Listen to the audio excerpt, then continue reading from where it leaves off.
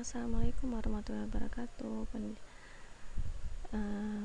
Alhamdulillah, kita masih bisa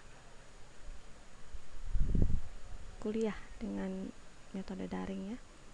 Hari ini adalah pertemuan pertama dengan Ibu di KMB 2. Materi pertama dengan Ibu yaitu adalah pendidikan kesehatan kasus sistem endokrin ya. Mungkin di awal sudah belajar tentang anatomi fisiologi, patofisiologi dan lain-lainnya. Dan dengan Muliza sebelumnya, untuk kali ini pendidikan kesehatan kasus sistem endokrin akan kita pelajari. Baik, buka dulu ya.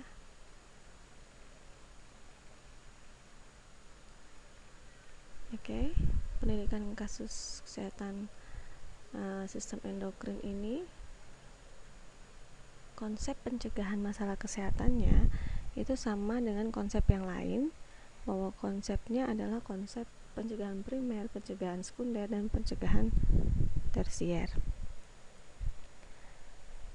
Seperti dengan nama-namanya, ada primer, sekunder, tersier, berarti kita akan mendahulukan pencegahan primer. Pencegahan primer ini artinya sebelum sistem itu bereaksi terhadap stresor ya. Ini untuk segala jenis gangguan pada segala sistem. Konsep pencegahannya adalah ini ya. Jadi pencegahan primer itu sebelum sistemnya bereaksi terhadap stresor, artinya belum terjadi suatu kasus penyakitnya. Pencegahan untuk sebelum terjadinya reaksi. Tapi kalau pencegahan sekunder artinya tindakan yang dimulai setelah ada gejala dari stresor, artinya sudah ada mulai timbul gejala-gejala gangguan kesehatan. Kemudian dengan pencegahan tersier itu dilakukan setelah sistem ditangani dengan strategi-strategi. Artinya sudah ada penanganan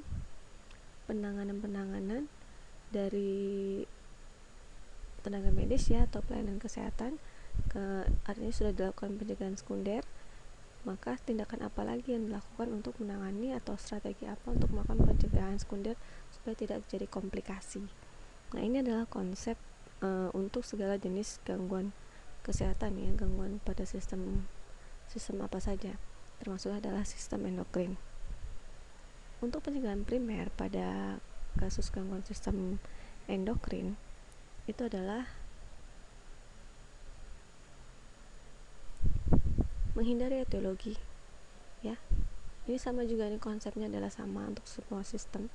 Yang pertama tadi adalah primer itu adalah sebelum terjadinya gangguan atau stresor, muncul stresornya ya.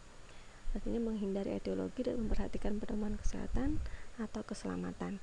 Menghindari etiologi untuk berbagai jenis pada gangguan endokrin. Misalnya nanti yang akan kita pelajari adalah DM, hipertiroid ataupun hipotiroid. Seperti apa sih misalnya orang DM itu penyebabnya seperti apa? Ini salah satu contoh ya.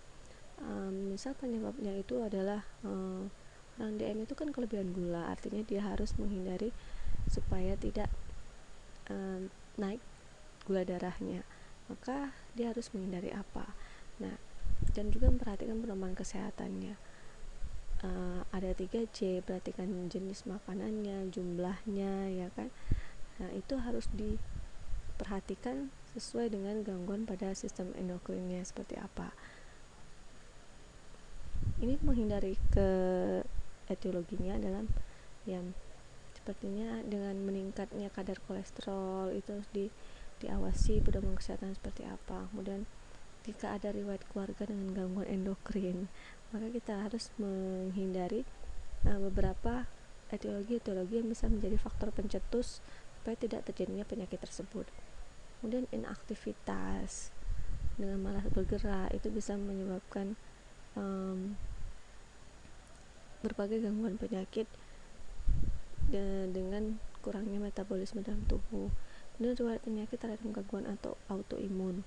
Jadi jika memang ada gangguan autoimun, maka bisa mempengaruhi hormon-hormon dalam tubuh. Nah, itu juga harus diperhatikan. Kemudian ya, setiap penyakit itu harus memperhatikan pola makan yang tidak baik. DM artinya seperti kasus tadi yang Ibu jelaskan ya, DM Kalau makanan yang tidak baik berarti banyak yang mengandung glukosa, itu harus diperhatikan. Etiologinya harus jelas dihindari. Kemudian kehamilan, jadi kehamilan itu memang banyak komplikasinya ya. Hormon-hormon tertentu akan meningkat, dan peningkatan hormon itu setiap orang berbeda, dan itu juga bisa mempengaruhi kasus-kasus di sistem endokrin. Maaf ya.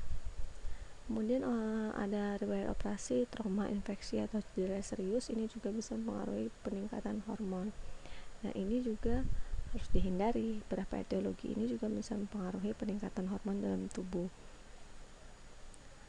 Ini ya, jadi pedoman kesehatannya itu ya tetap menjaga berat badan yang sehat, konsumsi makanan yang sehat, dan banyak berolahraga.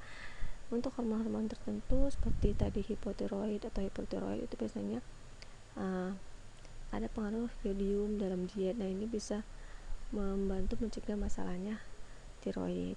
Jadi beberapa pedoman kesehatan seperti tadi untuk DM, misalnya patuhi dengan konsumsi makanan yang 3J tadi. Kemudian untuk hipertiroid ada pengaruh dari diet dalam yodiumnya seperti apa. Ini untuk pengaruh mencegah masalah tiroid, hormon tiroid dalam tubuh kita supaya tidak terlalu meningkat ataupun kekurangan hormon tiroid. Untuk pencegahan sekunder, ini sudah terjadi stresor, artinya sudah mengalami gangguan ya. Mengalami gangguan, misalnya sudah yang DM sudah terjadi DM, glukosa yang sudah tinggi gitu kan. Yang hipertiroid sudah terjadi peningkatan kadar tiroid dalam tubuh dan lain-lain.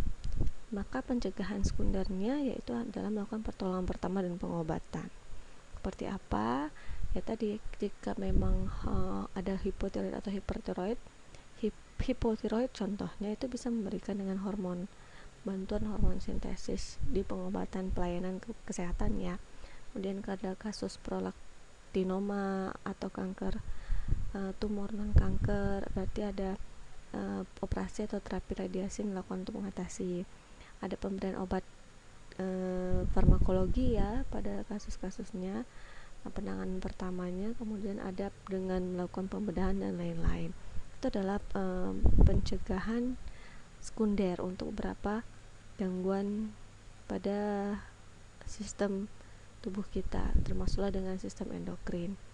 Contohnya dengan pemberian obat dan juga ada pemberian hormon sintesis ya untuk mengatasi gangguan hormon dalam tubuh. Pencegahan tersier artinya dia sudah dilakukan penanganan tadi ya di awal, dan ini seperti apa pencegahan lanjutan supaya bisa memperbaiki atau menghindari terjadinya komplikasi. Ada terapi latihan. Jadi ada latihan tadi kan, ada aktivitas mempengaruhi hormon. Maka ada beberapa terapi latihan yang dilakukan untuk mencegah terjadinya komplikasi. Seperti tadi olahraga dan lain-lain, itu kan ada latihan-latihan gerak tersendiri seperti apa supaya tidak penyakitnya menjalar atau komplikasi ke organ atau sistem tubuh yang lain. Oke. Ibu cukup dulu untuk pencast ya, nanti kita akan lanjut ke materi selanjutnya. Baik, assalamualaikum warahmatullahi wabarakatuh. Kita lanjut ke pertemuan selanjutnya ya.